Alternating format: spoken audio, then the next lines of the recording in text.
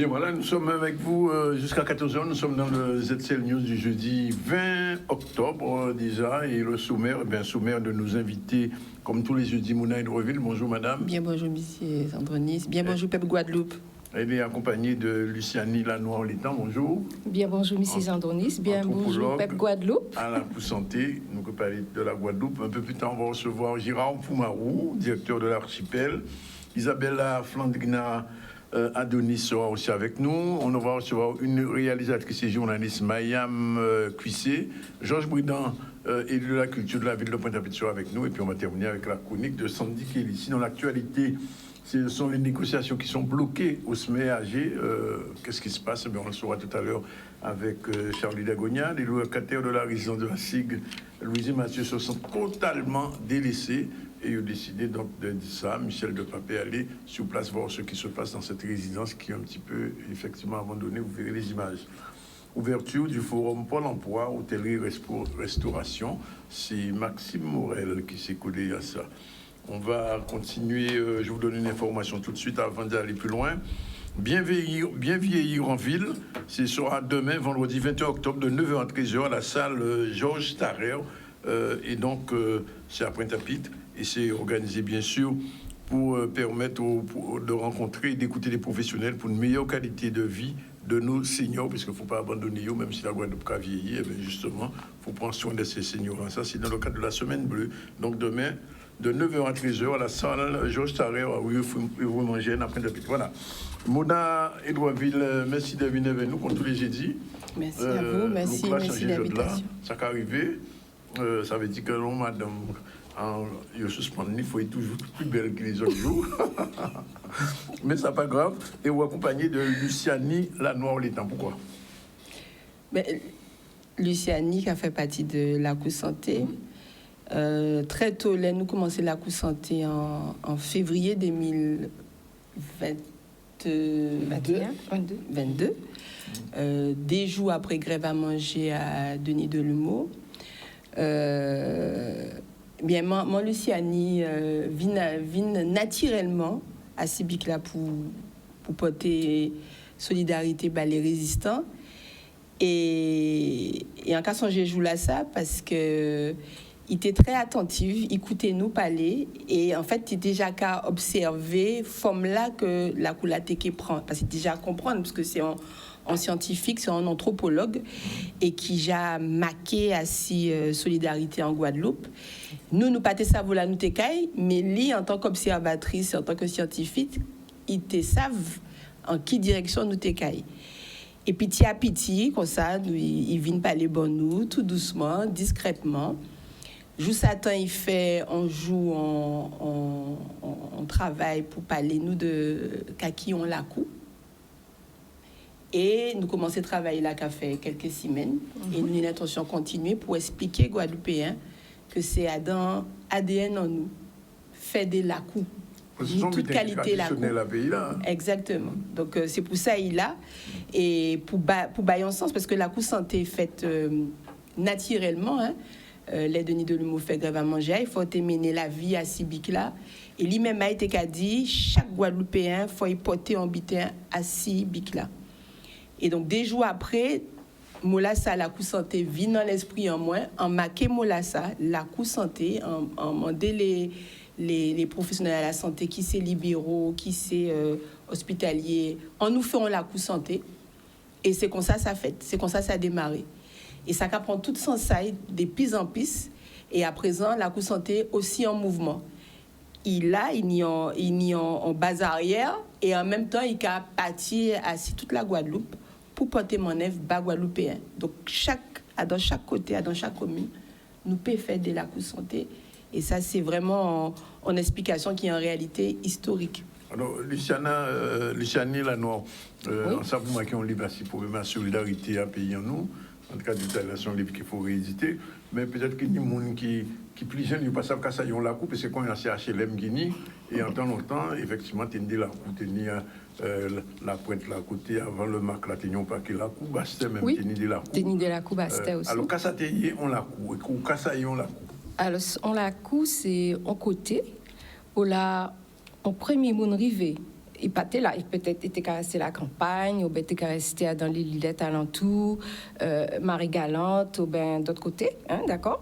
Et il décidait de venir en ville, à Silantou, à ville là. Surtout la pointe, c'est la pointe qui tenait en l'eau là. Et Mounassa, eh ben, il décidait soit occuper terrain là, soit acheter terrain là, ça va dépendre. Et ensuite, il a mené famille, il a fait famille vini. Donc, en misi, tini case qui a construit à ce terrain là, et sa cabaye, on la coud. Et la coud là, ça, il a prend nom à premier mouna qui vini là. C'est pourquoi nous ni la cour Zamia, la cour Selbonne, la cour Ferrette, la cour Charnoux, etc.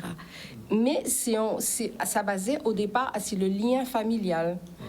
D'avoir, tini, papa, ensuite maman, les enfants, les cousins, les cousines, les tontons, les tatis, etc. Et après ça, la cour là, il a ouvert, ou péni des étrangers qui a venu, qui a loué case, etc., qui a loué une petite chambre, pour aller travailler en ville. Ouais. Donc c'est ça, on la cour, au départ. Et après ça, il prend d'autres sens, il prend d'autres ballons.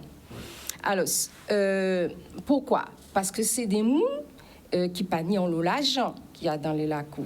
Ils viennent là pour gagner sous pain yo, à danser les usines là, etc., dans toute la pointe d'Arboussier, hein, voilà. Puisque c'est surtout les usines centrales qui attiraient ces mous-là. Donc, il n'y a pas qu'à gagner en l'eau l'argent. Et forcément, il y a entraîner yo là où pas ni l'argent, quand on a fait, voilà, ou ka bokanté. Alors, quand on a bokanté, ou ka bokanté service, ou ka bokanté produit. Par exemple, ni des moun qui tini des moun des familles la campagne et yo ka attraper on fouille à pain, aux yam, etc. Yo ka bokanté ça avec voilà, avec poisson par exemple. C'est ni moun qui a fait la pêche aussi dans la coula. Bien sûr. Donc, Yokabo quand tu aussi service d'avoir les en moment Nyantimoun et quand il travaille la pointe d'ailleurs on chez à madame il a déposé Timoula Kavazine là et etc. Donc c'est comme ça qu'a fait. Et Tini aussi des comment dirais-je des bitins qu'a créé aussi dans la coula. Par exemple, on a des l'école payée. C'est un service aussi, mais là, on a baillé monnaie pour Timounao, peut apprendre au bitin. Ouais. Donc, c'est ça, c'est dans les lacous aussi, ça qu'a fait. OK? Donc, la coula, c'est un côté, au la, tini, en l'eau solidarité. Par rapport au fait que moun dans le besoin, c'est vrai, mais c'est aussi en culture. D'accord? Ensuite, la coula, c'est un lieu de transmission à la culture. Ça clair. Pas tenir télévision, pas tenir tout ça. Donc, les vieux mondes, d'accord, t'es qu'à transmettre les petits. Ouais, t'es qu'à raconter le soir, à la pleine lune, etc. T'es qu'à compter contes. Et c'est dans les contes où il y a des leçons de sagesse. Et donc, c'est là qu'à apprendre à vivre aussi. Donc, ça t'est important. Et j'ai dit, c'est un lieu où là, le monde qui transmet la culture d'avoir, c'est dans les lacous, les groupes appropriés. Par exemple, Akio, fait dans la couche Arnaud, d'après ma si bien songé, et les premiers mutuelles aussi. Rose Fané, les Rose Fané qui sont les premiers mutuelles officiels en Guadeloupe, fait dans la coupe. Ouais. Donc, et après ça, au Tini aussi, création à les syndicats. Les syndicats faits après les mutuelles, puisque c'est dans le même mouvement. Ça fait aussi dans les lacous. Donc, nous avons, ces lacous-là, c'est un lieu de résistance et de création. Et de solidarité. Et de solidarité, comme tu as dit tout à l'heure. Et de protection aussi. Oui, oui, bien sûr. C'est un lieu de transmission des valeurs morales et spirituelles. Donc là, c'est très important d'avoir comment dire, j'ai pu expliquer ça, on a parlé de spiritualité traditionnelle. Même si de l'église paraît plus tard, etc. Mais spiritualité traditionnelle qui veut dire, par exemple, si Haïti, Haïti a dans les lacous tenu des Ougans, des prêtres. Prêtres vaudou. C'est-à-dire que tu qu'à veiller à bon fonctionnement spirituel à la Kula. D'accord? Et si dans Gonaïve, dans les 3 lacous, Soukri, Souvenance et Badjo, que la révolution, que la République haïtienne créée. Donc, il faut nous savoir que ça puissant. Très, très puissant. Lacou, c'est un mot qui est puissant, qui n'a pas de sens, un sens profond. Pourquoi? Parce que ça sortit à 15 ancêtres en nous.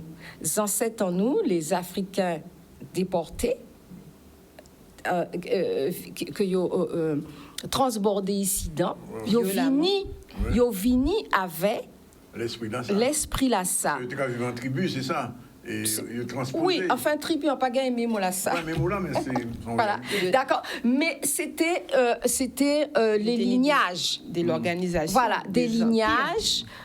Ou bien, oui, c'est ça, c'est à peu près ça. Ou bien, il y a créé ça aussi concession, c'est-à-dire en côté. On assembler. Il y a assemblé, il y a fait case et il y a vénéré premier ancêtre là qui vient là. Donc, nous venons avec l'esprit là, ça. Mais ici, ça vient en lieu de résistance, véritablement, parce que les ancêtres à Lakula, en Kapalé là, c'était les rues Kaznek. Les rues Kaznek, à cette habitation là. D'accord? Et dans les rues Kaznek, c'est un qui africain qui était là. Et qui était qu'à façader avec mettre là, qui était ni Kazaï plus haut. Et les rues Kaznek, c'était là, c'est africain là que tu as essayé de survivre, en fait. Ça peut rester on tire la rue Kaznek Bastet, derrière supermarché là, on va monter là. Oui. Aligné à ces exactement, il était aligné comme ça. On n'a pas connaître Bastet. Si. On commençait à connaître Bastet, Rivière des Paix en particulier. Et donc, nous peut dire aussi, dans la rue Kaznek, c'est là tenu un esprit à marronnage aussi. D'avoir, c'est là, moun te ka résister. Voilà, je dis moun ka résister. Oui. On l'esprit de résistance, de cascade, de marronnage, c'est ça, ces mots-là. Parce que c'est là nous qu'à vivre qu'il tient en nous. Nous-mêmes, entre nous-mêmes. Oui, tout à fait. Voilà. Donc c'est pourquoi ça nie en sens profond. Alors là, on voit la santé à Mona, vous qui marquez en ça, qui réfléchissez, qui réfléchissez en ça, vous songez tout ça. Ça n'a pas étonné, moi. Oui, ça n'a pas étonné. Ah non, ça n'a pas étonné, moi. Du tout, d'avoir senti dans la couche santé, on l'esprit de famille. Nous sommes en famille. Et automatiquement, alors, bien bonjour, Moun à la bien bonjour la famille à la Kula. Parce que la Kula, c'est en famille automatiquement. Parce que les liens là, c'est des liens qui resserrés, c'est des liens qui très forts au niveau humain, d'accord? C'est des liens qui a vibré. Et ça, nous pas connaître ça dans les institutions officielles. Est-ce nous d'accord. Est-ce d'avoir quand il y a des gens qui vivent en HLM, c'est Kazan ou Teba, est-ce que l'esprit à la Kula a resté comme ça? Moi, on a pensé, hein. On pas vivre ici en Kazan ou Teba, mais on a pensé, ça a existé. Parce que oui, moi, on a pensé, oui. Soit Rivière des Paix ou Rivière des Paix. Mais Rivière des Paix, c'est en la cour. Rivière des Paix, c'est en grand lac. Et pisait-il la cour à Rivière des Paix. Oui. Mais pour répondre à la question par rapport à les immeubles, oui, l'esprit de la cour a persisté parce que nous voici avec Fiona, justement. Nous avons Goyave, premier côté nous c'était Goyave, à la ZAC de l'Aiguille, mais c'est mon qui vivent dans la cour. C'est voisins connaître voisins connaître les gens qui ont en difficulté, qui n'y ont handicap. Et c'est ces jeunes-là qui viennent porter manœuvre pour ces gens-là qui étaient en difficulté au rez-de-chaussée. En cas songer, on monsieur qui était tout seul avec Timounaï de 14 ans au rez-de-chaussée, il a circulé en fauteuil roulant parce qu'il a manqué une jambe. Eh bien, ces jeunes-là, là, ils voient de l'eau monter, ils disent on va chercher Bougala qui a dans le fauteuil roulant. Ils ont cassé fenêtre là à l'extérieur et il y aura les Bouga. Timouna de 14 ans, il kembe celle jambe à papa et il tiré comme ça. Parce que c'était canéier. Et ça fait tout côté nous passer. Qui c'est Capester, qui c'est Goyave, qui c'est Rivière des Paix. C'est la solidarité faite automatiquement. Ça n'a pas qu'à être chaque cyclone, toujours une solidarité qu'a fait. Oui, de toute façon. Ça, c'est partout dans le monde, c'est universel aussi. Ils sont le tenir le capé, tenir la cou le capé d'ailleurs. Oui. Mais oui, il y a l'eau la cou ici dans Guadeloupe. De toute façon, ça vient en concept. Depuis des mouns décident de mettre ensemble pour un but précis. Ça on doit créer on la coup. Par exemple, tu la coup véranda aussi. Martinique qui la coup sans cofa. Bon, KBM créant l'eau la coup aussi, voilà. Oui. Donc on te voulait dire il y a une petite parole qui est fondamentale dans la coup là, c'est en camalais premier famille c'est voisin. Et tini on article à la loi à la charte de Kourgoumfouga qui a rappelé petite parole là ça folie charte là ça qui a daté de 1400 la charte de l'Empire du Mali qui a daté de 1414 ou 1432 on pas qu'à bien songer mais il tient en article à charte là ça qui a rappelé ça en camalais premier voisin c'est famille premier famille c'est voisin voilà. Donc c'est extraordinaire. Voilà, le lien là, soit-il loin. Oui, effectivement. Voilà. Alors, Mona, avant nous, bout de la TV quand même, venir avec un bon sujet qui a concerné. Si maintenant ça, il y a à peu près 3 personnes qui m'ont élevé à arrêt cardiaque. Des personnes qui partaient apparemment malades. Ils ont chanté haïtien, autant de ça. M. Moadel, moi aussi, nous avons chanté aussi. Moi, et ça, c'est des gens que nous connaissons, mais des gens que nous ne connaissons pas, qui ne sont pas médiatisés. Pourquoi de plus en plus ni arrêt cardiaque? Qui a fait ça même pour des jeunes monde? Stress, terrain génétique, et puis c'est qu'à passer là. Ça t'est déjà annoncé de toute façon. Avant Covid l'arrivée, il y a déjà parlé nous de mort par maladie cardiovasculaire. En Guadeloupe, c'est moun qui a modé ça depuis longtemps, mais dans le monde entier, j'ai déjà annoncé que moun ka est mort avant Covid là, de maladie cardiovasculaire. Conséquence avant moi l'arrivée, ni des moun qui ni mal en quai et qui a développé une insuffisance cardiaque. Et avant Covid là, il a dit que l'insuffisance cardiaque c'est la nouvelle épidémie du 21e siècle. Avant Covid là. D'accord. Il a déjà annoncé que 1 adulte sur 3 après 45 ans qui est développé en insuffisance cardiaque pour des raisons multiples et variées. Et parmi ces causes-là, il y a les infections. Parmi ces infections, il y a le Covid. Et il y a apparemment aussi les conséquences de la piqûre expérimentale, puisque eux-mêmes l'ont reconnu, ils ont été obligés de le reconnaître. C'est dans maintenant leur notice. Il y a un risque de myocardite, un risque de péricardite dans les jours qui suivent l'injection. Alors ils ont dit dans les jours. Dans les jours, donc. Mais dans les jours, mais c'était normal. Ça peut être après. C'était forcément dans les jours, puisqu'on était au début de l'injection. On n'a aucun recul sur cette injection. Donc, il y a fort à parier qu'une myocardite qui peut arriver, et ça c'est reconnu, c'est validé, qui peut arriver dans les semaines qui suivent l'injection, qu'une myocardite puisse s'installer dans les mois et dans les années qui suivent. Et donc, une myocardite, c'est une inflammation du cœur. D'accord. Quand le cœur est enflammé, pour des raisons multiples et variées, dont une cause infectieuse, il peut chercher à réagir pour se défendre. Et quand il réagit, si ses forces d'adaptation sont dépassées, soit il s'arrête, soit il va ce qu'on appelle fibriller, c'est-à-dire qu'il va battre très très vite, très fort, à 200 par minute. C'est ce qu'on appelle une fibrillation ventriculaire. Il explose. Et c'est là que la personne peut tomber. Mais il y a toujours, c'est le message que je veux faire passer, en dehors de la prévention des risques cardiaques. Une fois qu'on est face à quelqu'un qui tombe, il faut maîtriser très rapidement les gestes pour sauver la vie de cette personne-là. Et c'est à la portée de tous. Quand on a une fibrillation ventriculaire, il faut défibriller, c'est-à-dire il faut arrêter le rythme du cœur qui s'emballe. Oui, mais comment faire? Il faut un défibrillateur. Ah.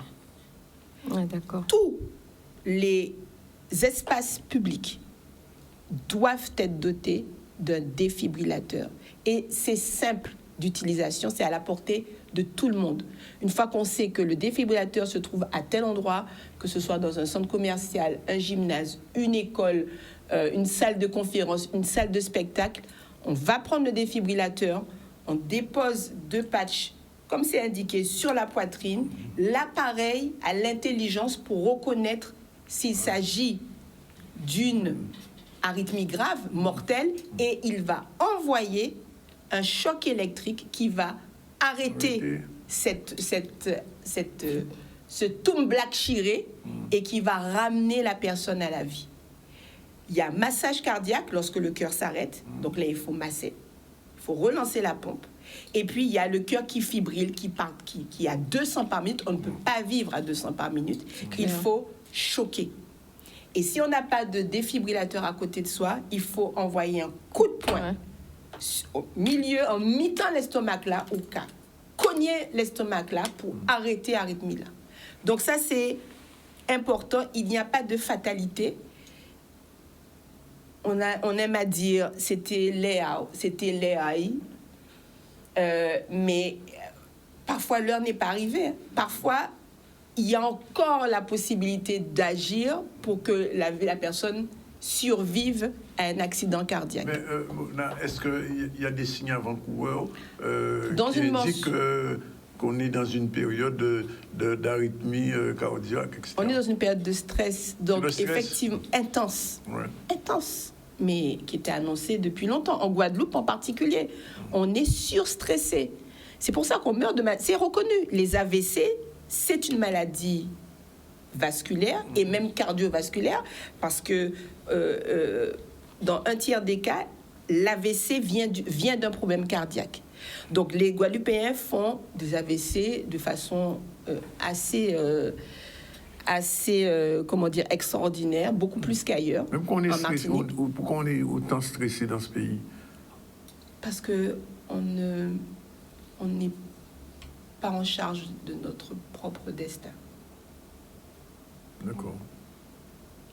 Donc, quand son destin, quand sa vie dépend de personnes qui ne vous écoutent pas, qui sont déconnectées de votre réalité, quand on a des tutelles de santé, des politiques de santé publique qui n'ont strictement rien à voir avec qui on est, avec son histoire, avec son environnement, ça provoque le stress. Et le stress, c'est bénéfique quand c'est court. Le stress sert à fuir. Oui. Le stress sert à faire des efforts. Mais si le stress est là en permanence, ça vous épuise. Et ça provoque toutes sortes de maladies. Maladies cardiovasculaires, maladies auto-immunes, cancer. C'est lié au super stress. Donc, le message, je vous remercie, M. Androni, de nous permettre de faire passer ce message par rapport au stress et par rapport à l'impact que ça peut avoir sur le cœur, donc sur l'organisme. Il faut éviter le stress. Et lorsqu'il est là, lorsque l'urgence vitale est là, il faut connaître les gestes de premier secours. C'est capital. C'est bien d'être dit. Alors, je me tourne vers Madame Létang. Donc, vous étudiez ça, vous voyez la cour santé, là, j'ai un cas fonctionné, et vous trouvez donc en pédio, son mot en rapport au mot français, tout paramètre en la cour normale. Ah oui, ouais. Oui.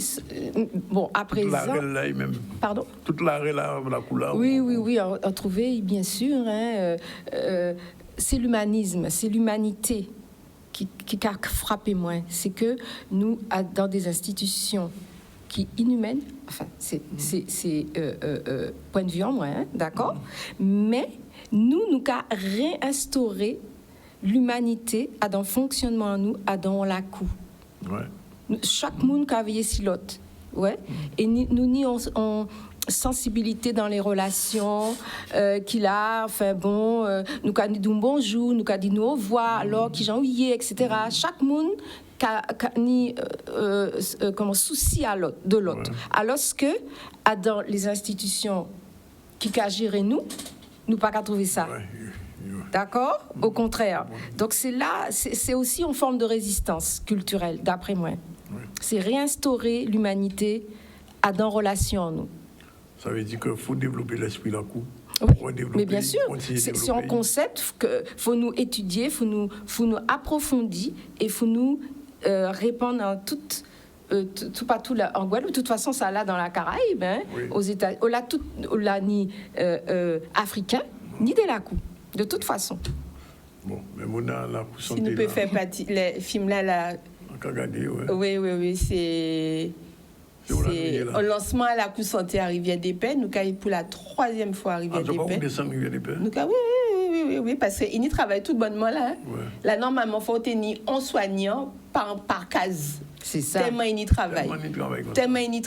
Et donc, nous allons retourner là demain.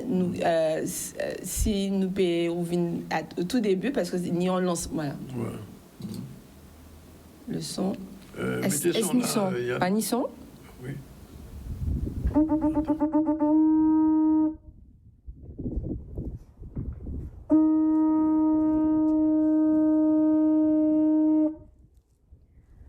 Moun la coup santé en mouvement, nous que là vendredi 22 octobre 2022, nous que là depuis 9h du matin jusqu'à 10h du soir. Nous ka vinn prendre soin azote, nous que au à l'embouchure, au à la rivière.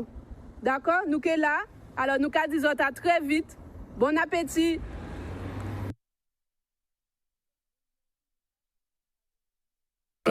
C'est bien vendredi 21 octobre. Donc, nous sommes la Rivière-des-Paix et en collaboration avec le CECAS. C'est le CECAS qui porte tout bonnement pour la Rivière-des-Paix. Et nous nous là pour santé à moun, yo là pour l'aide sociale et administrative aussi, parce que c'est mon ayopède et yo besoin moun pour guider yo pour faire des démarches administratives et matérielles. Et là nous avons complété l'action à yo avec santé, avec Kilti, parce que Kilti a guéri. Oui, population Guadeloupe bon nous force, yo bon nous force les résistants à la santé, et c'est tout en nous ba yo force. C'est qu'on qu'elle a, c'est ça, il prend force et il baille force. Donc demain, nous qui est là toute la journée, les gens qui veulent venir à Rivière-des-Paix, ils peuvent partir depuis Mornalo, qui est en bus, qui cherche les gens depuis Mornalo, Plagiati Archimède, qui est en station devant l'hôpital là, Sibic là, qui est après nous qui est Bémao, Petit-Bourg, Goyave, Capestet, et nous qui arrivons à Rivière-des-Paix. Faut ça commencer à 9h du matin, qui est ni artiste, quelques artistes qui étaient Javine pour nous force à Sibic là, ben yoka Rouvina, mais aussi des artistes Bastet et Rivière-des-Paix qui est là aussi, et nous qui ni frottement, donc les gens qui besoin relaxer yo, et ça très important, yo qui peut bénéficier de frottement, les gens qui veulent coiffer aussi. Ben qui n'y a coiffeur qui peut faire bel témoin j'ai coiffé, mais ben les gens qui peuvent coiffer yo qui coiffer, les gens qui veulent anti pédicure manicure aussi, les gens qui veulent exprimer parce qu'il y a un bel beau comptage à parole, donc les gens qui de Goyave Capestet qui trappent Fiona, ben yo qui peut contrer les gens à Rivière-des-Paix, yo qui peut parler de ça qui passait, c'est très important de parler, les gens qui veulent danser les gens qui veulent apprendre prendre attention à yo, apprendre vérifier si kayo, voici poids yo monter ou descendre, nous constater que ces mouna yo pète poids. Nous constater ça. Nous avons 2 fois Capestet à 3 semaines d'intervalle et ces mouna yo pète poids, mais par contre yo tellement content. Figia yo ka clairer à présent. Et c'est ça qui est bien, c'est que même si nous pas ni les moyens, même si yo ka fait nous voir paquet misère, le simple fait d'échanger, de bocanter, de se rassembler entre résistants, parce que nous tous c'est des résistants en Guadeloupe. les résistants Son peuple actionnaires, résistant. qui a contré les résistants soignants, et nous qui a fait des belles bitins. Voilà. Merci. À pas l'argent qui tout, hein. Merci, Exactement. Luciane. Non, merci, merci Luciane Lanoir. Merci, Et quand on dit, bon, nous, non, à Livaola, Alors, on ne pas connaître lui. Alors, c'est Réseau de solidarité Oui. dans la Guadeloupe d'hier et d'aujourd'hui.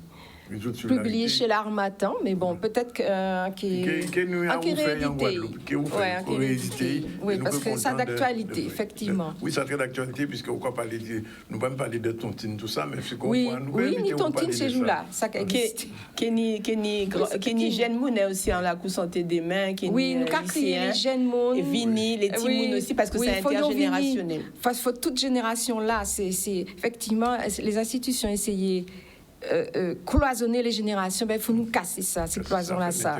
Oui, Dominique Coco qui est là. La transmission. Oui, Dominique Coco qui est là, Kenny 700 Ato et d'autres artistes. Et artistes à Rivière-des-Paix là aussi qui est là demain. Très bien. Merci. Ça qui est en belle Madame Lassa. Nous merci. Merci tout le monde. Merci tous les téléspectateurs à Canal 10. Nous avons rencontré monsieur Poumaoui, Isabelle Flandrina Adonis, à un petit moment. Mettez avec nous toujours. Voilà, retour sur le plateau du ZCL News. Nos deux invités sont déjà là. Gérard Poumaoui, bonjour. Bonjour. Directeur de l'archipel national de la Guadeloupe. Et Madame Isabelle Adonis Flandrina, ou Flandrina Adonis, c'est la même directrice en tout cas de Isanza Consulting, avec laquelle on va parler justement de la mer, un petit peu, on va parler de la mer. Oui. Et on fera un petit point sur les voyages qui vont recommencer. Et elle va nous expliquer ça, puisque la Caribbean Business Quiz number 3 va partir bientôt, c'est le 4, c'est ça? C'est la troisième. On en parle dans un instant, puisque c'est la fin du pass vaccinal aussi. On revient à l'actualité. L'actualité, c'est les négociations qui sont bloquées au SMAG. Alors, vous savez que le syndicat, le nouveau syndicat de l'eau, beaucoup de problèmes, de difficultés. Pendant 3 semaines, pratiquement, le directeur de cabinet de ministre Karenko est resté ici pour essayer d'encadrer, aider, faire un peu avancer ce syndicat. Vous savez que l'eau est impropre à la consommation à Saint-Claude, au Matouba, elle était déjà à Rivière-Sens, elle est à Saint-François. La question même qui se pose, c'est de savoir est-ce que l'eau est buvable, consommable en Guadeloupe d'une manière générale? Est-ce qu'on ne nous cache pas quelque chose? Parce que souvent, ce qui se passe, c'est que c'est 3 semaines après les analyses que l'ARS annonce la qualité de l'eau. Ça, c'est un gros problème. On revient aux négociations qui sont bloquées au SMAG avec Charlie Dagonia qui était sur place. On regarde. Les négociations continuent s'agissant des accords de substitution. C'est un exercice relativement complexe et difficile dans la mesure où c'est vrai qu'il y avait 3 opérateurs avec des dispositions différentes, des dispositions avec des bornes vraiment, avec des écarts qui quelquefois peuvent être importants. Et donc là, il faut converger vers un point. Elles ont avancé jusqu'à la semaine dernière. Et la semaine dernière, on s'est retrouvés bloqués sur un point de grille de classification, de grille de salaire qui doivent être réglementaires et que ce qu'on nous a présenté n'était pas à notre goût, puisqu'on avait déjà fait un travail en amont sur le document et ce qu'on nous a présenté après ne nous satisfaisait pas. Donc on a demandé une amélioration. Après quelques jours, on a entendu un retour qui n'a pas été favorable encore pour nous. Étant donné que les délais de validation de cet accord, c'est jusqu'à la fin du mois de novembre, donc on trouve que le timing est très serré. C'est pour ça qu'il faut qu'on fasse au plus vite et que les choses soient définitives. L'essentiel dans une négociation, c'est que chacun puisse respecter la position de l'autre et ensuite essayer de trouver la meilleure solution, celle qui permet de préserver aussi bien les intérêts des salariés, mais aussi de préserver les intérêts de l'entreprise que nous représentons aujourd'hui. Voilà. Donc, nous avons bon espoir. Il est important de s'entendre. Il est important de trouver un accord, un bon accord qui respecte les droits, un accord qui permettra à ce que chacun puisse rester dans ses acquis et tout en préservant aussi la pérennité de cette structure. Tous les salariés sont derrière nous parce qu'il s'agit de leurs acquis, de leurs droits, de tout ce qu'ils se sont battus pour avoir depuis plus de 30-40 ans. Et on ne peut pas aujourd'hui laisser ce genre de choses passer à côté. Puisqu'on veut faire un syndicat qui va marcher bien, mais il faut qu'on le fasse avec tous les éléments. On ne peut pas réduire sur le salarié qui s'est toujours battu, même avec de petits moyens. Aujourd'hui, lui dire qu'on va le mettre tout nu. Donc quand même, il faut que les gens comprennent qu'on se bat pour nos acquis qu'on a toujours eu et qu'on veut maintenir. On ne demande rien de plus que ce qu'on a toujours obtenu. C'est à suivre. On est en sortant pas très loin d'ailleurs du SMAC. C'est la SIG. Les locataires de Louisie Mathieu sont vraiment désespérés. Ils ont l'impression d'être laissés pour compte. Reportage Michel Depape, on regarde un peu la situation. Eh bien, nous là, parce que pour faire une interview, parce que pas monde pas attendre nous, pas monde pas écouter nous. Depuis 2015, nous avons respecté pour nous payer ça, en bien-être en cité là. Et jusqu'à présent, rien pas fait. De 2015 à 2022, nous en même situation là. Depuis qu'il est là, depuis le mois de mai, et en mi-janvier, on reprend toute la journée. Quel an, il reprend, puis le reprend. En révolté déjà d'une. Nous avons payé un loyer ici, nous avons baillé qui nous a la SIG. En termes de yo, pour qui habite chaque fois qu'il y a un bida là, c'est nous pour faire. Ça c'est jeune. Deuxièmement, c'est monsieur qui a un paquet de monde chaque fois à Kazao pour garder des petits travaux de bida à faire. Yo avez des travaux à faire. Pas monde pas venir. Après, vous avez des autres têtes encore à venir pour les mêmes bitins, des bitins répétitifs et vous pas qu'à voir ces messieurs. Donc là on est à Kazao, nous voyons Kazao moun clean, c'est pop moun là qui fait bitin. Seul bitin là c'est connaître fait, c'est changer porte d'entrée à Kazao. C'est tout. Et si c'est là pas bon pour moi, il pas mettre. C'est vous pour acheter ce riz. Depuis qui temps à pas Kazao moi. Kazabata moi c'est Kazao, c'est autres le bailleur, ça autres arranger Kazao. Ben vitré là, c'est ben vitré là. Yo ka daté de Matizalem, c'est roulette là pas bon. Pour moun pas ka vinn garder. Est-ce que yo va comment sortir? C'est ben là ka sorti, yo ka détacher quoi tomber. Ka yo ka attendre pour yo vinn vérifier ben vitré yo. Vous comprenez? Est-ce que yo ka attendre qu'en est mort? Donc c'est pour parler d'un paquet de bitin pour dire. Et un dernier bitin de m'a dit. Qui j'en tout près Marina là comme ça? Nous tout près Marina là. Gada Marina là, c'est le haut niveau. Flèche à planter. Tout bitin à peine. Pied bois à tailler. Et ou à nous là, parce que pour monter Marina, il faut passer côté site, hack pas fait. Donc ça c'est investissement nous travaillons. Prochain coup, nous pas crier encore. Yo que ça faut nous faire. Commander la SIG pour yo ça vinn changer en lait et en douche là moi parce que moi en ni problème de santé pour yo ça vinn baisser et toilette là moi yo pas j'ai vinn tout en hayo 5 fois. 5 fois. Juste Marise, j'ai dit Marise ça. Marise dit moi j'ai dit ça. Hein? Yo ka dit moi oui. Allez quand m'a défend moi yo pas tiens ka vinn faire. Non mais ben si yo peut pas chaque monde là et pas yo et finir vers ça et nous qui occuper de cas en nous. Alors en cas espérer tout le monde qui concerné qui tente ça nous dit et ça yo que vrai pour yo ça mettre en route pour yo ça vite et en cas dit yo comme ça vite ban nous petit brin de l'eau parce que yo ka prendre l'eau là et en y l'eau personnes âgées en l'eau monde qui peut pas déplacer pour ba yo petit brin de l'eau pour yo ça bré. Merci beaucoup. Ouais, la situation n'est pas belle. En tout cas, bien, on va changer de sujet. Monsieur Poumarou, c'était la rentrée il y a déjà 2 semaines de l'archipel. Comment ça s'annonce cette année 2022-2023, la saison 2022-2023? Mais je l'espère toujours aussi attrayante pour les publics guadeloupéens et pour les artistes aussi. Et que bon, on va continuer à avancer depuis la sortie de crise qui a été tonitruante. On a travaillé d'arrache-pied depuis janvier 2022. Et donc là, on reprend un peu un rythme normal. On va essayer de reprendre un rythme normal. Parce que c'était après la pandémie, pendant la pandémie, ça a été particulier. Voilà, on s'est beaucoup camper sur nous-mêmes, en fait, la situation de nos artistes, la situation des acteurs culturels, des structures culturelles. On a fait ce qu'on a pu pour accompagner. On a pu accueillir quand même, même s'il y avait de la pandémie, quelques artistes en résidence qui ont pu continuer leur création. Et là, maintenant, on espère que les choses vont reprendre un cours normal. Et là, maintenant, on va surtout s'intéresser, après s'être intéressé beaucoup aux acteurs culturels et aux artistes, on va s'intéresser au public. En présentant une programmation pluridisciplinaire, c'est-à-dire que chacun devrait trouver un peu ce qui lui plaît, du classique au jazz, à la danse, la musique, et les cultures urbaines aussi avec les jeunes. Et voilà. Et puis on espère pouvoir redémarrer notre volet hors les murs, qui est quand même, je crois que pour la scène nationale située à Basse-Terre, qui est quelque chose d'assez essentiel d'aller au devant de certains publics. Toutes les réparations de l'archipel sont terminées au point du bâtiment, je parle? Non. Là, on a lancé la deuxième tranche des travaux il y a quelques mois de cela. Ça prend un certain temps. On a encore 2 salles à récupérer, le studio de danse et la petite salle Sonia Rupert, salle de la parole et des mots. Mais les travaux ne sont pas encore complètement terminés. Le conseil départemental et l'État s'y attachent en finançant.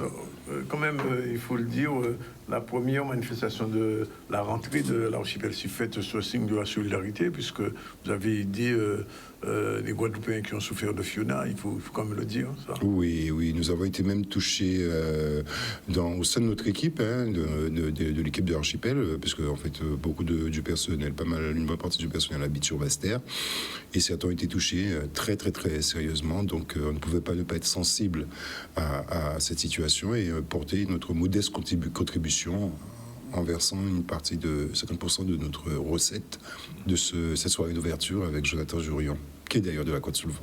Alors, l'autre problématique quand même, je vais voir avec vous, c'est qu'aujourd'hui, l'archipel est un petit peu toute seule à produire des spectacles, parce que le CAC, il ce qu'il est, le MAC, pour l'instant, a connu quelques difficultés.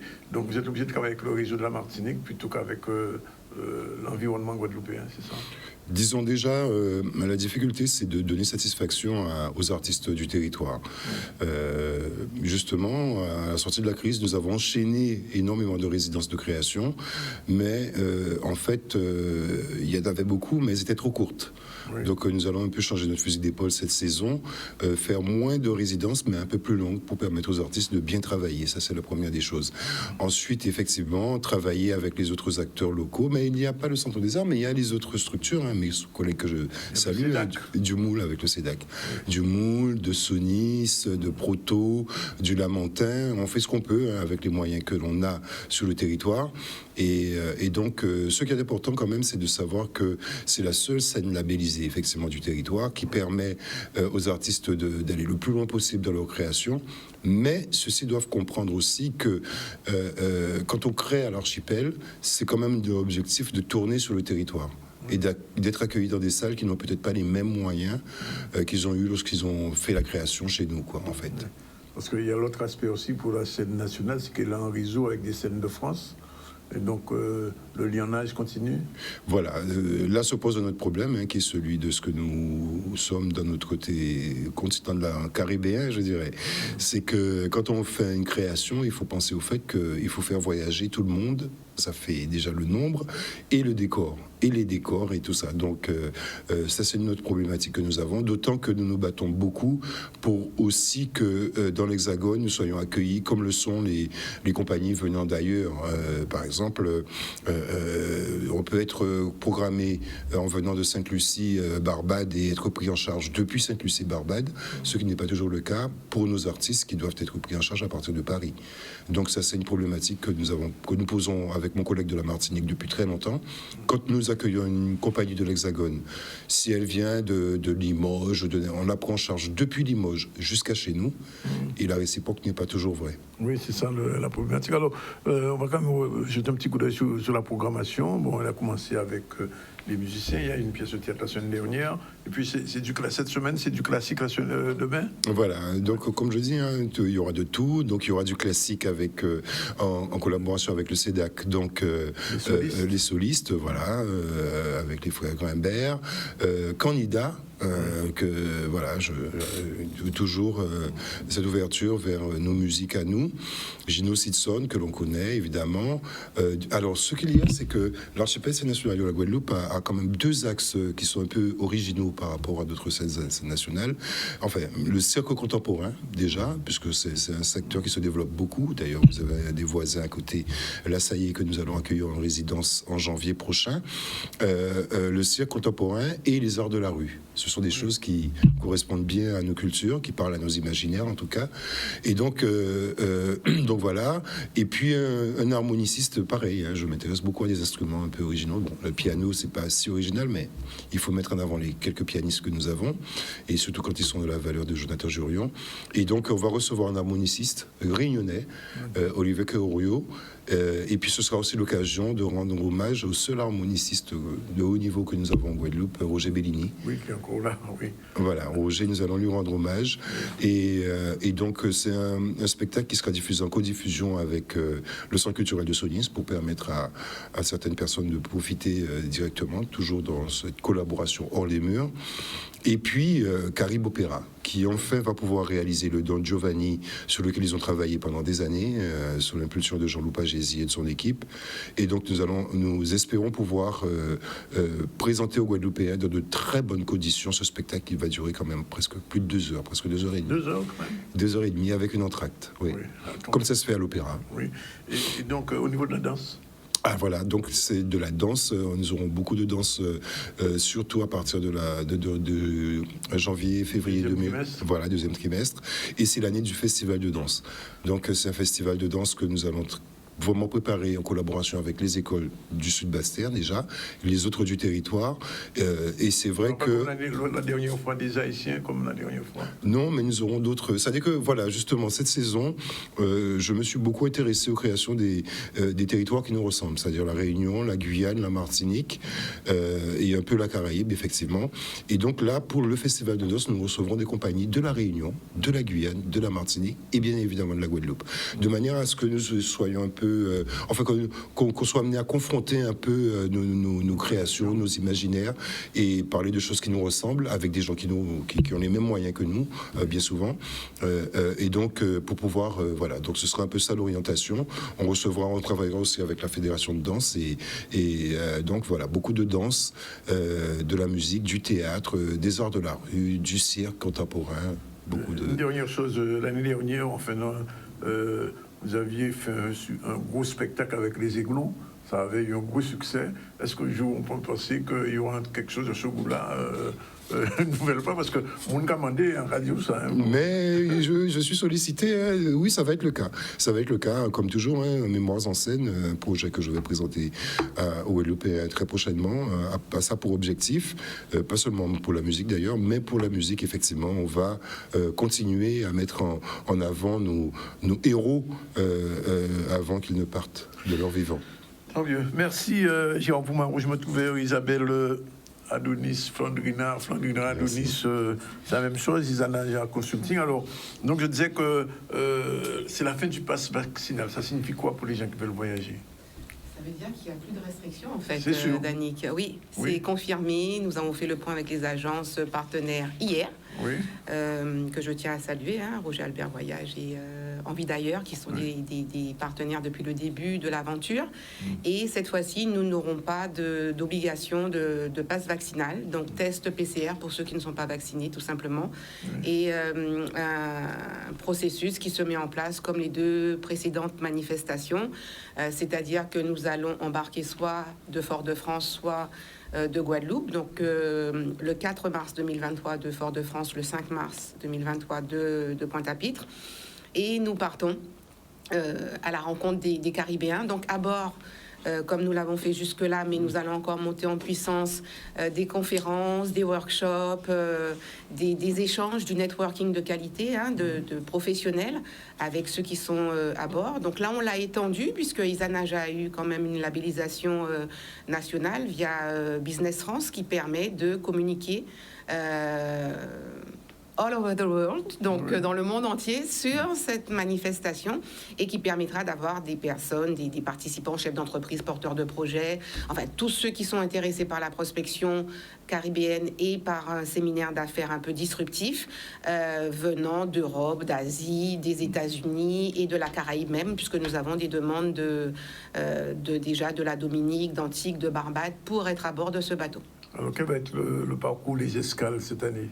Alors, nous faisons la Caraïbe du Sud, à savoir, nous partons donc de Guadeloupe ou Martinique, nous sommes sur le MSC Seaside, et nous faisons Sainte-Lucie, Barbade, une journée en mer, la Grenade, Saint-Vincent et Grenadines et la Martinique. D'accord.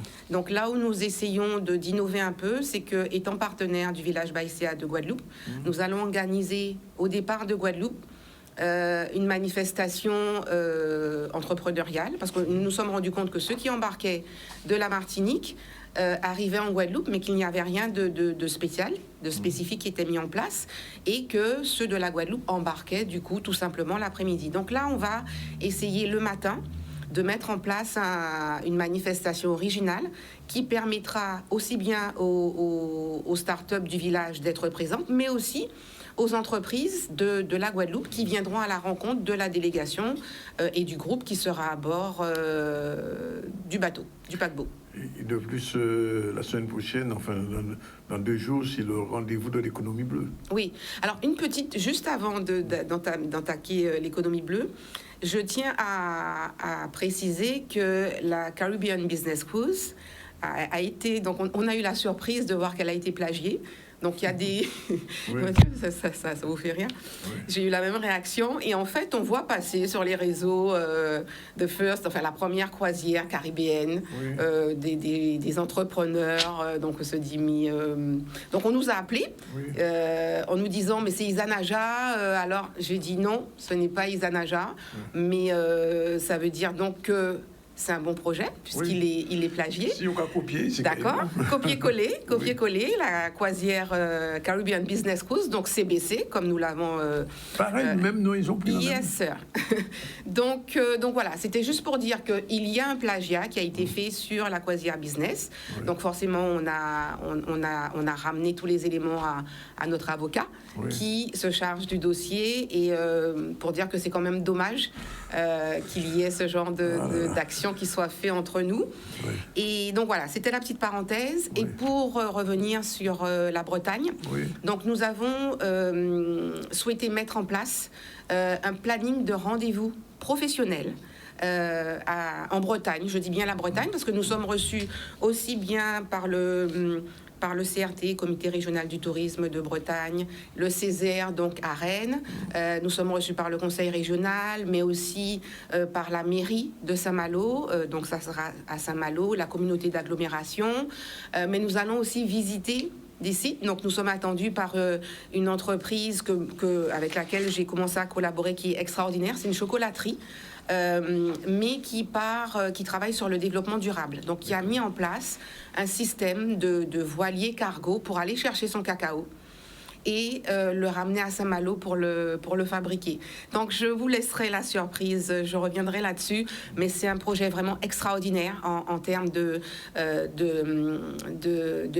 relations commerciales et de relations maritimes décarbonées, qui fait un circuit original, qui met la Guadeloupe au cœur d'un circuit maritime innovant. Parce que ça a à voir avec la Guadeloupe. Yes. Oui. Tout à fait.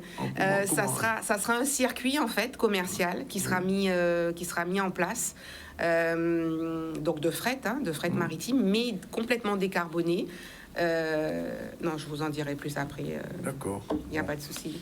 Bon. Donc, on sera reçus là. Nous sommes reçus par le village Baïséa des Côtes d'Armor. Avec des rencontres concernant toutes les applications innovantes qui sont mises autour de l'économie bleue, comment réutiliser les déchets de la mer, comment on sera par exemple avec une entreprise qui utilise les coquilles d'huîtres pour en faire des dessous de plat, des plans de travail, qui fait des choses extraordinaires. On aura aussi une jeune start-up qui travaille sur la manière de faire voyager nos aînés. Donc, c'est essentiellement dirigé vers les EHPAD de façon virtuelle, qui vont, par exemple, faire du surf, qui vont visiter la Guadeloupe, qui vont faire des choses extraordinaires sans se déplacer, mais en ouvrant leur imaginaire. Donc, c'est vraiment quelque chose de très bien. On sera toujours reçu aussi par les élus, par l'écosystème local. Et puis, nous allons à Cancale visiter l'une des plus grandes unités de transformation des produits de la mer. Nous allons visiter l'unité, nous allons échanger sur les conventions qui sont mises entre les unités de production et les pêcheurs, comment travailler ensemble, comment gérer les déchets, comment optimiser les filières de production. Donc, et puis un éductour au Mont-Saint-Michel. pour montrer comment on peut utiliser le tourisme comme vecteur de développement économique pour un territoire. Oui, c'est une dernière question parce que en fait, j'ai envie de dire que vous travaillez avec ou pour Harry Chalus, puisqu'il parle souvent d'économie bleue depuis qu'il a été réélu, c'est son dada. Oui, j'entends la même chose. Oui, comme vous le savez, Dani, nous, Isanaja Consulting, nous travaillons sur des thématiques économiques d'actualité. Donc, j'espère que nous aurons l'occasion de voir le président. Mais c'est vrai que nous avons... Il sera à Saint-Malo. Il sera à Saint-Malo, c'est sûr. Donc, nous, au sein de la délégation, nous n'avons pas malheureusement de représentants de la région. Nous avons des représentants de PCI, de mairie, qui sont vraiment interpellés par cette problématique d'économie bleue par rapport au port, à la gestion du littoral, la protection du littoral. Donc, beaucoup de thématiques, l'aquaculture, enfin bon, énormément de thématiques qui seront débattues lors de ces rendez-vous économiques autour de l'économie. Juste une dernière question. À quand un CBC, enfin je dis au Caribbean Business Quiz sur la culture de la Caraïbe? Ce serait intéressant, ça. Monsieur Poumarou? Avec plaisir. Avec plaisir. On travaille dessus? Ah, bien sûr. Ah, ben, ce serait quelque chose d'intéressant parce que il y a 2 ou 3 ans, j'étais au Festag. Non, Carifesta, pardon, pas Festag. Carifesta.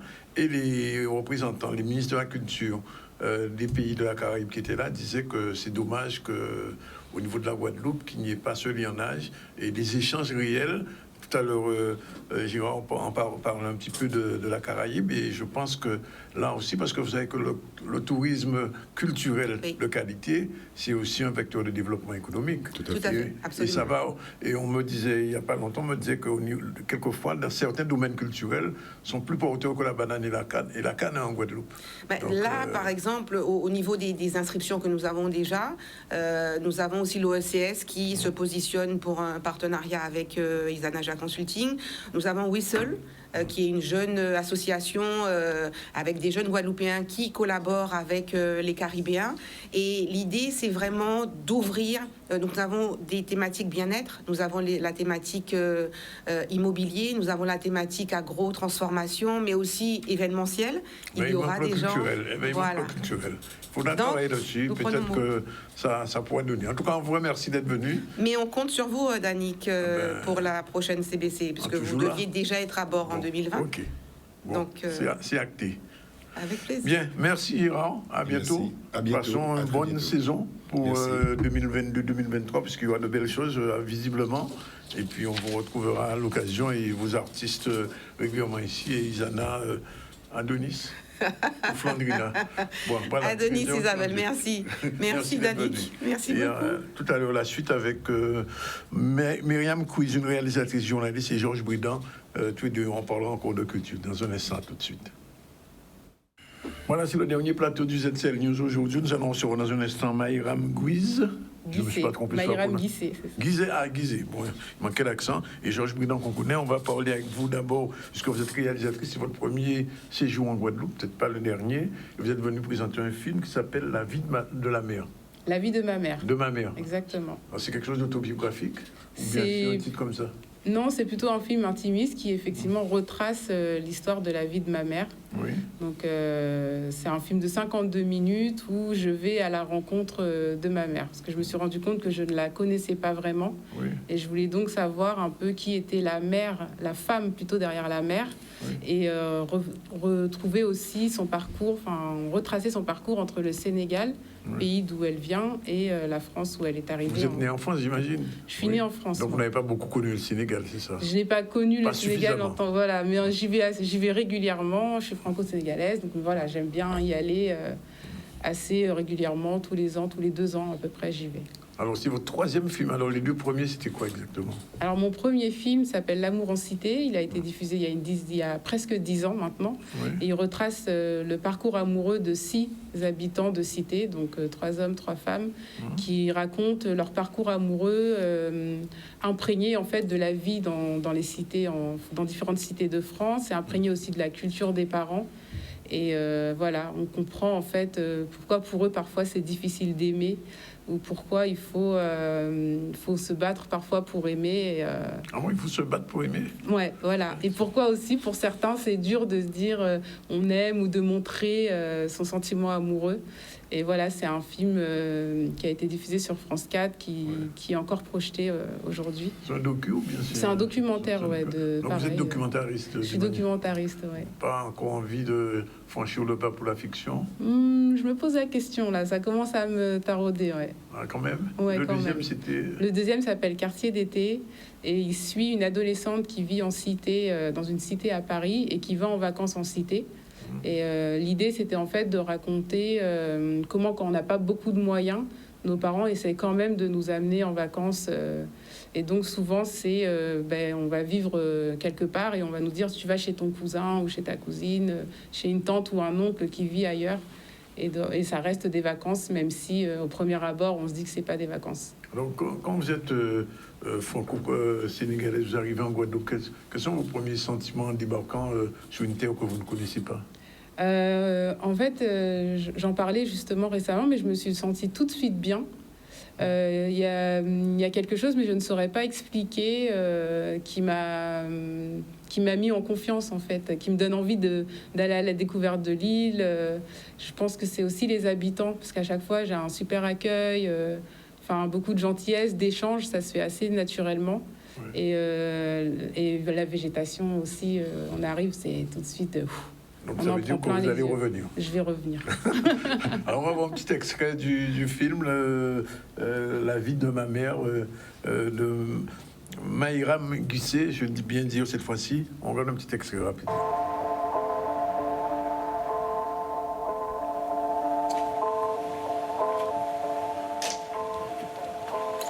Elle, c'est ma mère, Fatimata. Elle est arrivée en France en 1982 à 23 ans. C'est mon père, Aliou, qui l'a ramenée du Sénégal. Lui a immigré pour le travail.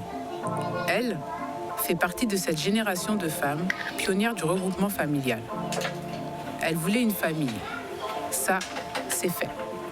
On est 6 enfants, 2 filles, puis 4 garçons. Tous nés ici. Ça va bien. Ça va, maman. Je ne m'étais jamais vraiment intéressée à sa vie. Bizarre, mais la vie de ma mère, c'est vrai. Je ne la voyais que comme ma daronne. Jusqu'à ce jour où j'ai eu un flash. Elle était dans la rue, elle avançait vers moi, chargée de valises. Et là, je me suis dit, mais c'est qui en fait ma mère ? Comment cette femme s'est construite entre la France et le Sénégal ? Et quelle est son histoire ?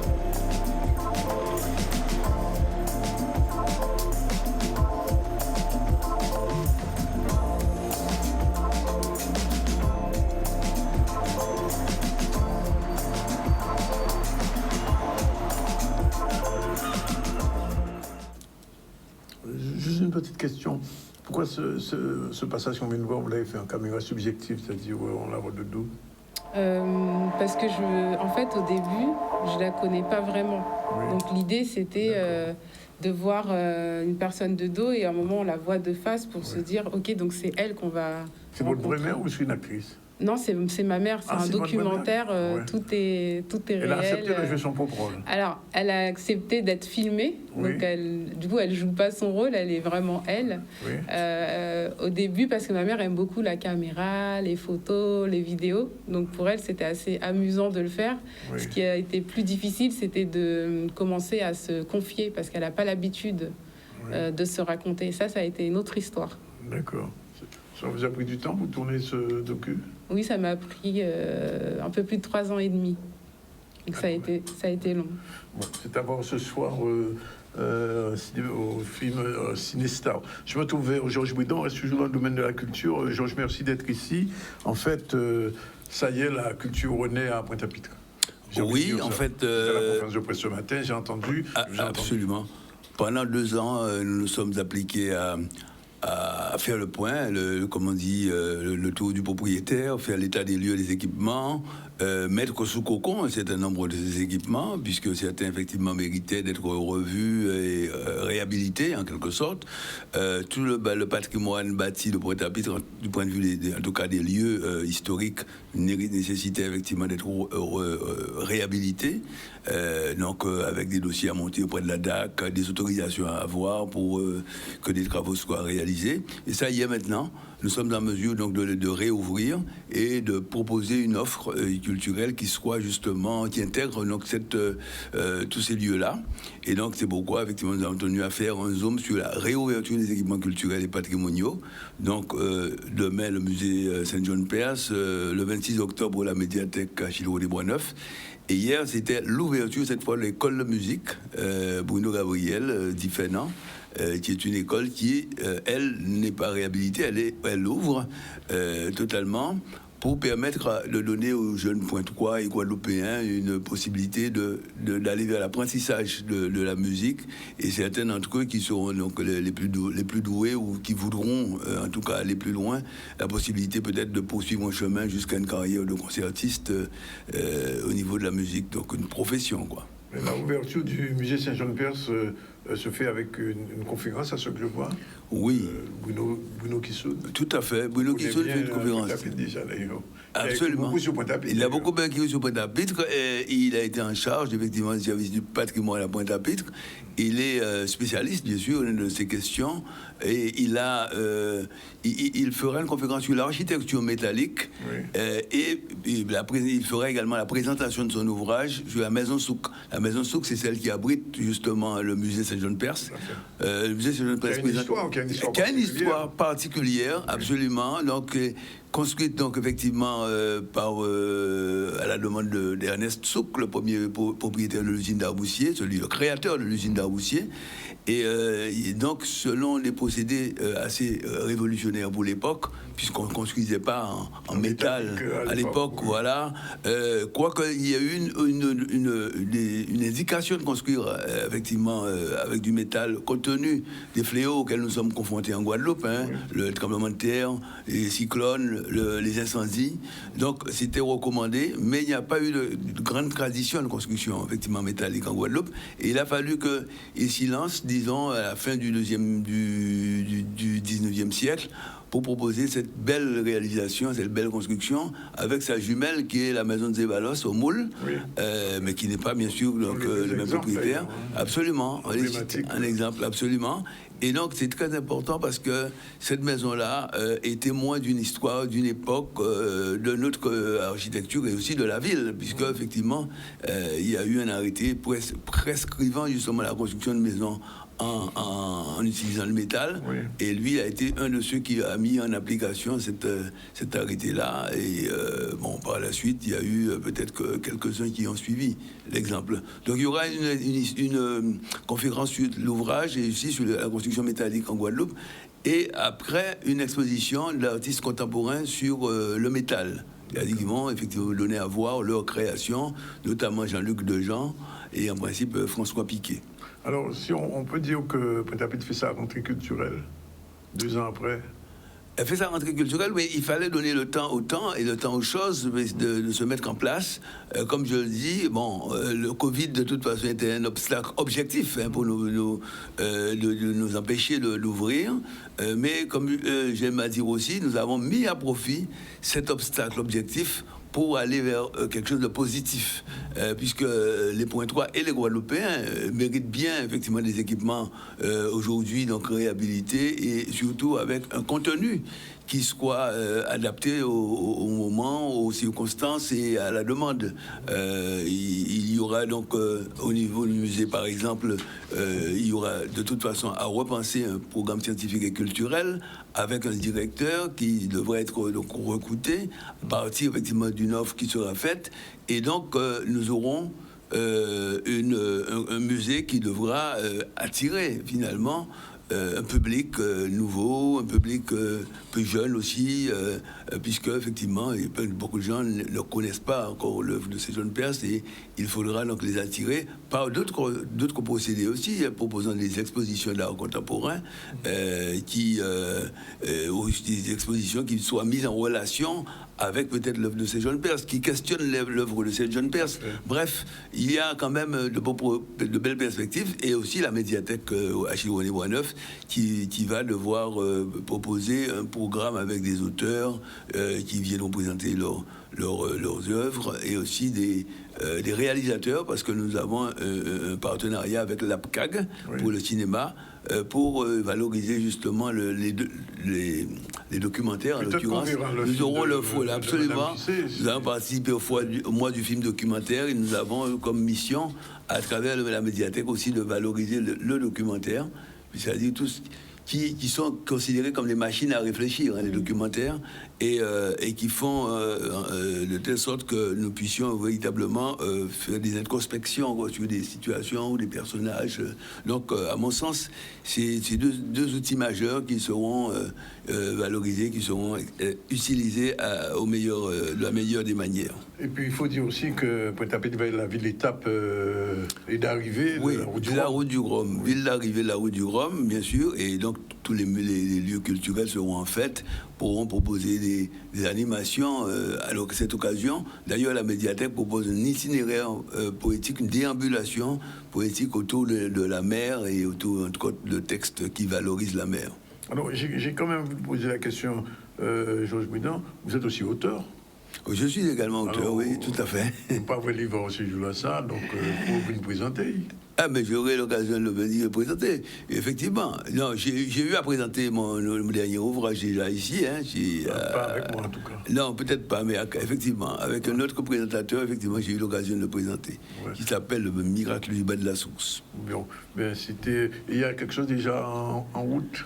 Et il y a toujours quelque chose en route, toujours quelque chose en gestation. Parce que quand on écrit, comme dirait l'autre, quand on écrit, on a commencé à écrire, on écrit toujours. Oui. Après, on apprécie le temps ou le meilleur moment de publication. Voilà.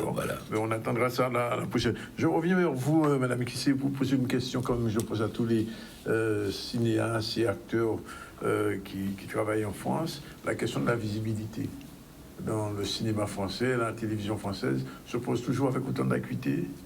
Oui, c'est toujours compliqué. Il y a encore un long travail à faire, en tout cas à mon sens, sur la visibilité, ou je dirais plutôt pour le manque de visibilité. Oui. Et les Français sont vraiment réticents à ce que les non-leucodermes soient plus présents à la télévision et au cinéma. On sent que c'est effectivement difficile, quoi.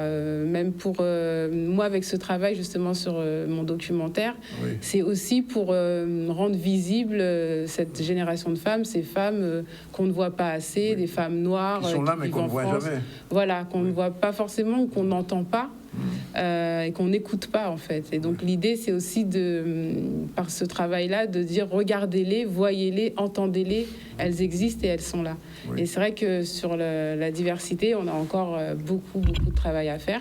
Il y a des cinéastes qui, comme Alice Diop et d'autres, qui font ce travail depuis longtemps, et qui sont présentes et importantes, je pense, dans ce travail de visibilisation. Pareil, il s'agit ce même processus pour les actrices afro-descendantes ou africaines qui sont en France. Si vous vous souvenez de ce livre qui est sorti il y a... Noir n'est pas mon métier, je crois que c'est ça dont vous parlez. Mais toujours d'actualité, finalement. J'ai l'impression que c'est toujours d'actualité.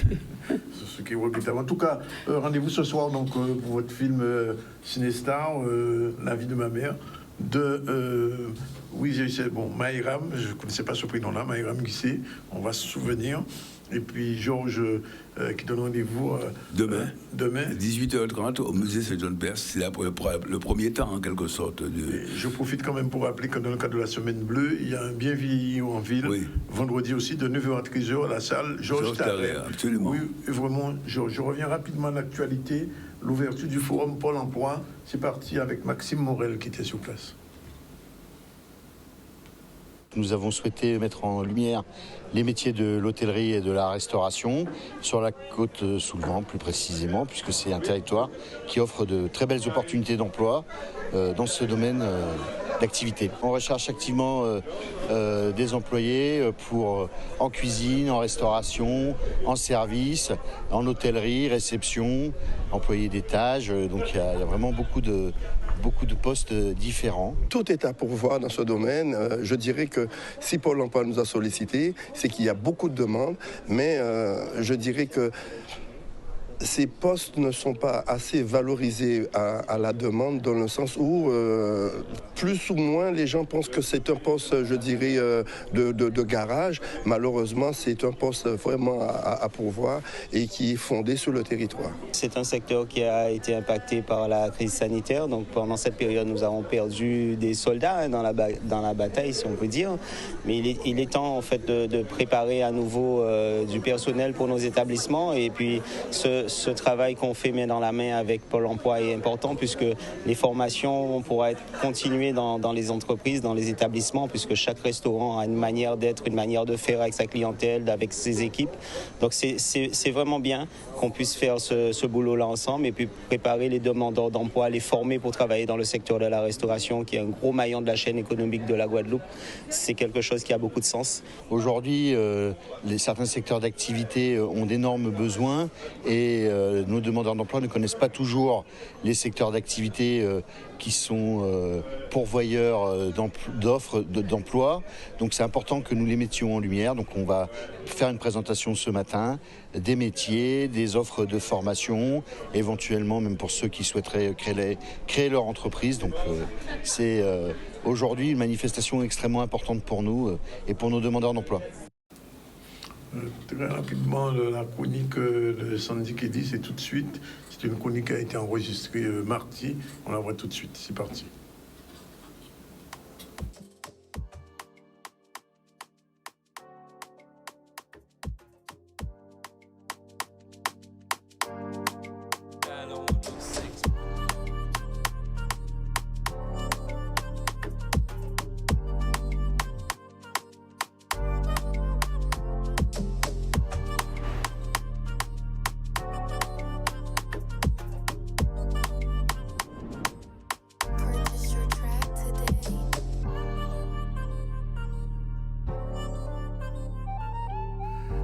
Et voilà, nous sommes jeudi, et le jeudi, c'est Sandy. Bonjour.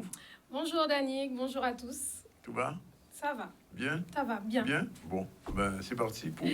Voilà, ben aujourd'hui, j'ai un invité. Ouais, ben, comme toujours. Voilà, et pas des moindres. Oui. Donc aujourd'hui, on reçoit Ridla. Salut. Bonjour. Ça va? Merci pour ta présence dans la chronique S2M. Ah ben merci pour l'invitation. Voilà, et aujourd'hui, bon, Ridla qui est un artiste qu'on connaît, qui a plusieurs casquettes. Et puis ça qui est belle, c'est que ça climatisé. Bon, il y a du budget. Voilà, donc aujourd'hui, on va pas parler de musique, Ridla. Voilà, mais tu as une actu. Et voilà, pour ne pas me répéter, pas des moindres. Donc je te laisse présenter ça. Hein. Tu vas nous parler d'un événement que tu parraines. En fait, c'est un événement national, international, intersectionnel, intercommunal.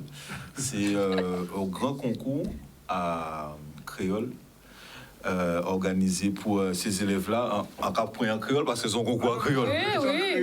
On peut traduire en français, pas vrai? Si vous voulez. Donc c'est un grand concours à créole destiné à ces élèves-là qui choisissent justement matière-là, matière créole comme langue vivante.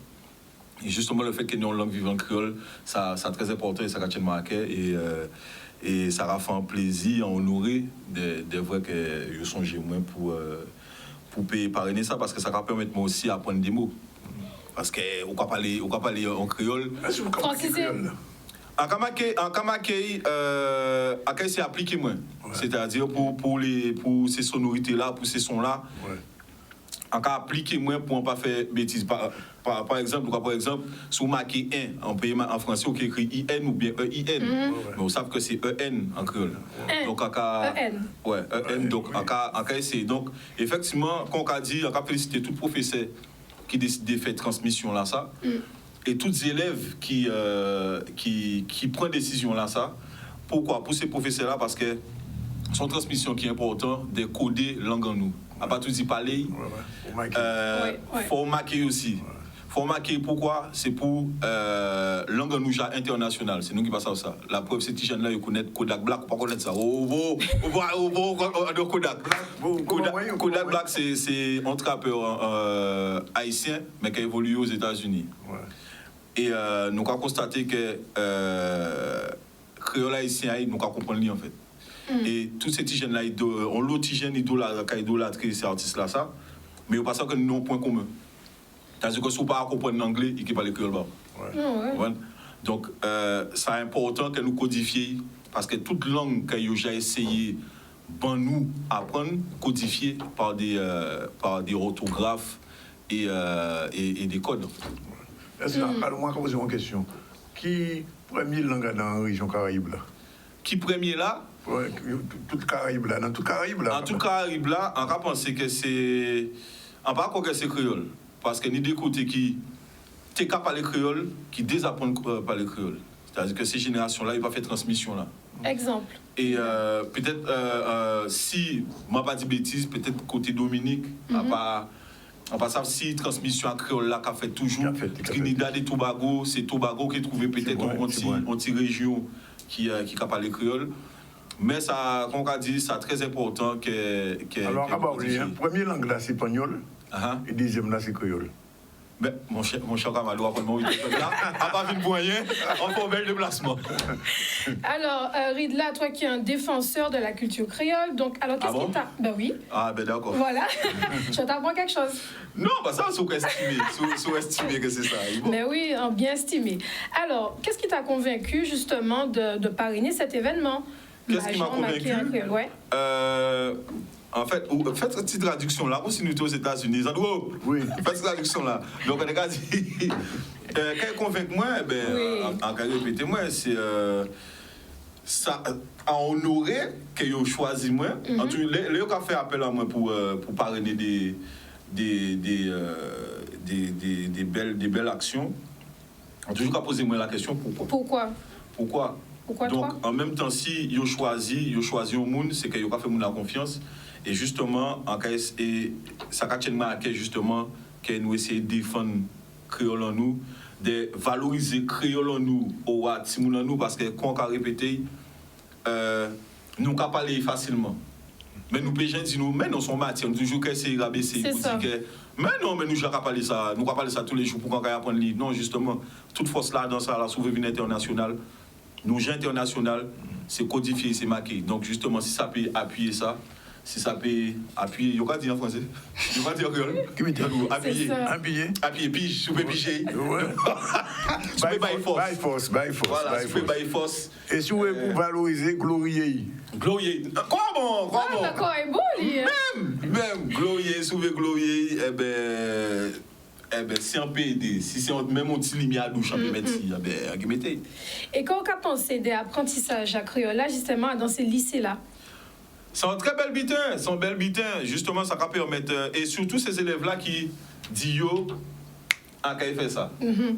Parce que nous, l'eau qui dit que nous, Jacques, qu'on dit, nous, Jacques à parler, nous, à faire tous les jours, sauf que, en prendre dernièrement, là, tu as fait, là, rencontré ces CE-là, que ripage, ça veut dire concours.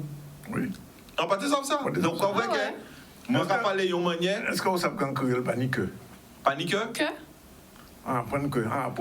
Apprendre. Eh bien, on va apprendre. Donc, c'est pour ça que c'est important de savoir que nos manières pour parler, parce que son réflexe est de bien fait. Nous, créole francisé.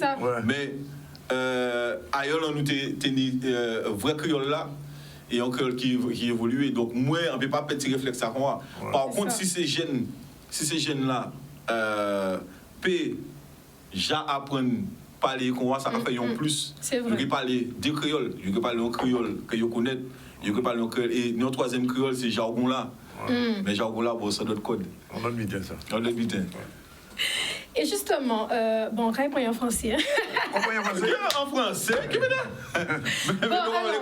Mais attends, alors. Bon, en qui j'ai avoir des textes, ça, oui, là? Est-ce que, en fait, oui, est-ce qu'on prend une question, j'ai créole là, avant français là, On va faire musique aussi. Mais français en coûte, donc on va créole direct. Non, français en coûte, on va créole direct.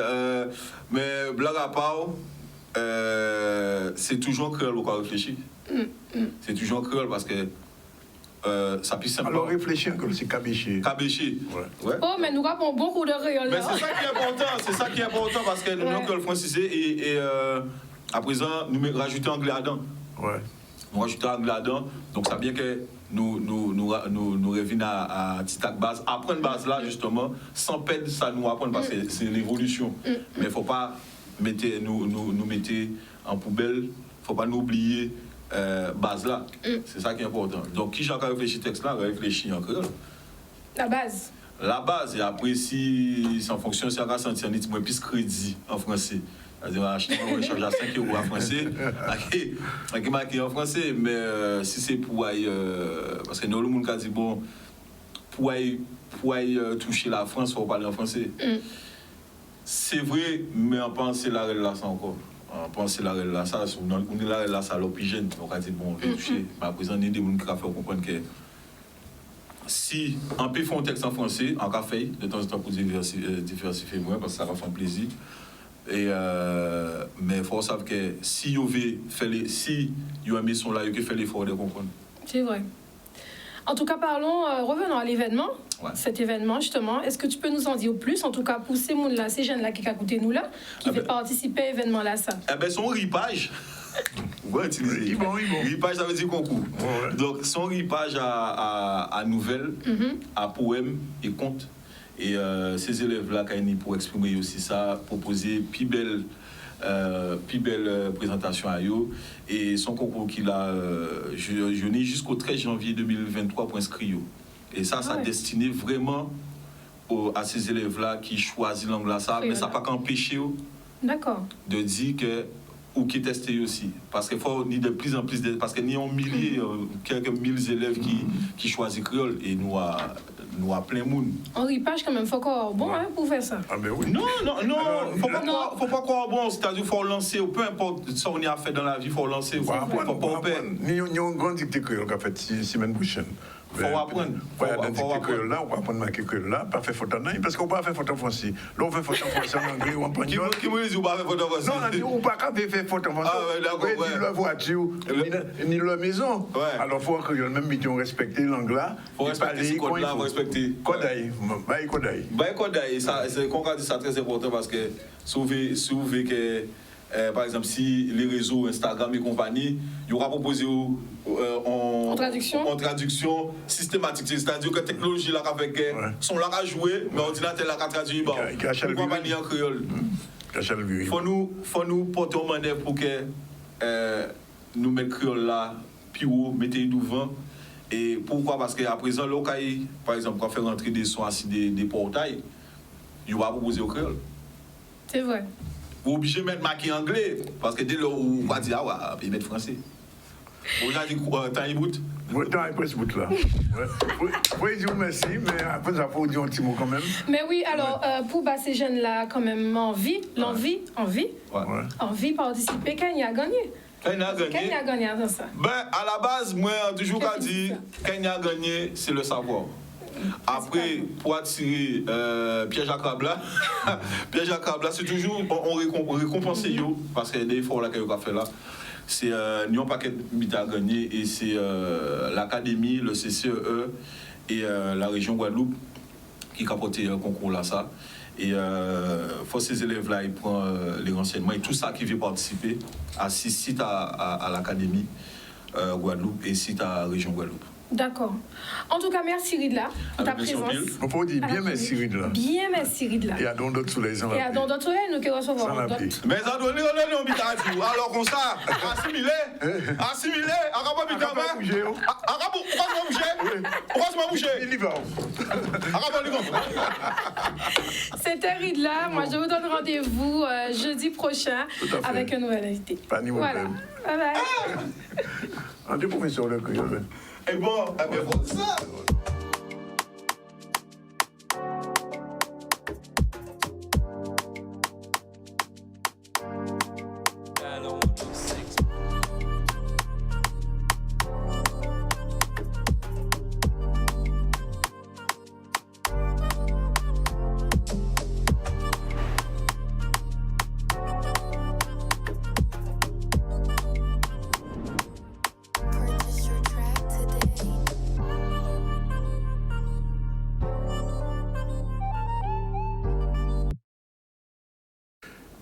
Voilà, c'est fini pour aujourd'hui. Il est un petit peu plus que l'heure habituelle. On a reçu aujourd'hui Mouna Hidreville, Lucie Alanoir, l'anthropologue, Jean Poumarou, le directeur de l'Archipel, et Isabelle Flandrina Denis, la directrice de Isana Consulting pour ce voyage dans la Caraïbe. Et puis on a terminé avec Georges Bouidan, et avant on a eu Maïgram Guissé, dont ce film se passe ce soir. Puis on vient de voir la chronique S2M de Sandy avec l'invité Ridla. Voilà, on vous remercie. Demain, on se retrouve à 12h30 pour une nouvelle session du ZCL News en direct de Canal 10, de la radio RHT et de C10FM.